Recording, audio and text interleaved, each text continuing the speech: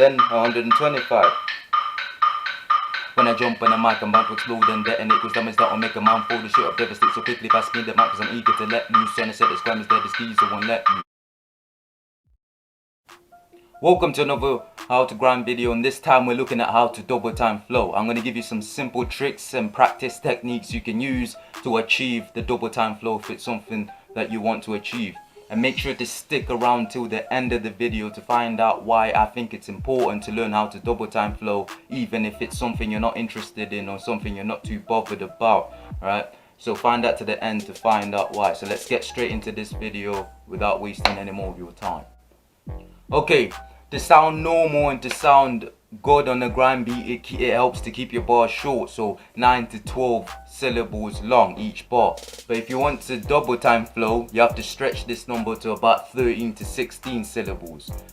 The logic behind this is that in order to fit as many as 13 to 16 syllables in a beat that's going 120 to 140 BPM, you're gonna have to spit much faster. So the trick to having a sick ass double time flow or getting skippy on a rhythm is to actually stretch the length of your bar to 13 to 16 syllables, right? And make sure you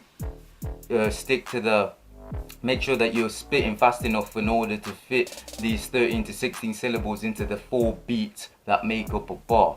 So let me show you an example of this, right? One example is going to be me spitting normal bars that are 9 to 12 syllables long, normal short bars, right? 4 of them. And then I'm going to show you another clip of me double time flowing with bars that are 13 to 16 syllables long. So let's have a look at that. 17, I decided to do this, dude, don't wanna be no clueless you, cause I was stung with a curse, got sick of being the scum of the earth to the modern mice. 17, I decided to do this, dude, don't wanna be no clueless you, cause I was stung with a curse, got sick of being the scum of the earth to the modern mice. Ha.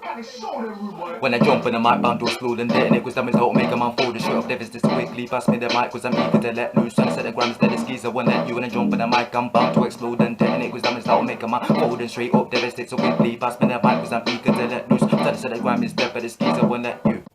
Okay, from those two examples, you can see that the longer your bars are, the faster you're gonna have to spit in order for them to fit into that 4 count, right, which makes up a bar. Okay, and that's one way to spit faster to have a good double time flow, right? So how can you build up to that speed? How can you build up to where you can spit long bars that's 16 syllables long and fit them into these 4 beats?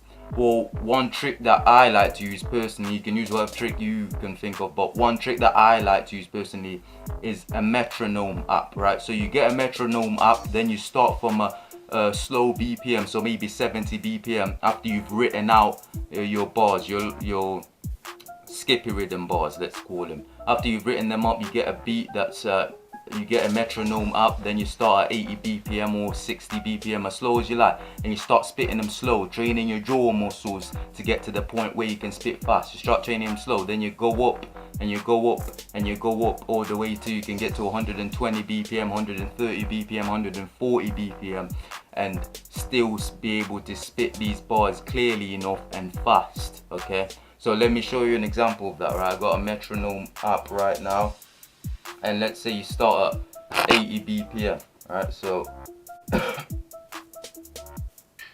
but you might start at 80, something slow like this. When I jump on the mic, I'm about to explode and detonate, cause damage that'll make a man fold and straight up devastate. So quickly pass me the mic, cause I'm eager to let loose. Trying to say that Grime is dead, but the skis I won't let you. Then you go up to 85. When I jump on the mic, I'm bound to explode and detonate, cause damage that'll make a man fold and straight up devastate. So quickly pass me the mic, cause I'm eager to let loose. Trying to say that Grime is dead, but the skis I won't let you. Then you go up to 95.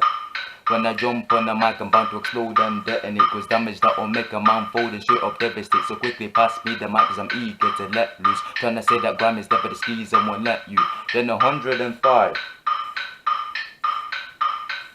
When I jump on the mic, I'm bound to explode and detonate, cause damage that'll make a man fold and straight up devastate. So quickly pass me the mic, cause I'm eager to let loose. Trying to say that Grime is dead, but the skis I won't let you. Then 115.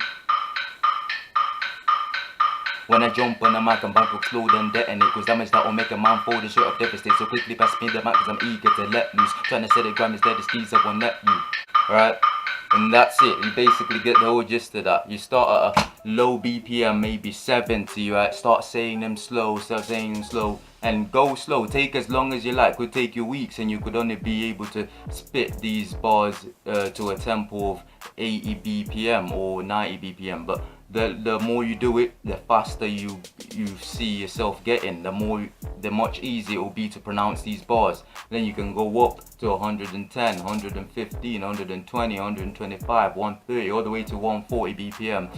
And at that point, you'll be able to start actually practicing on beats, right? Spitting fast, being able to fit these bars into fast grime beats. So that's one trick, that's one way to do it.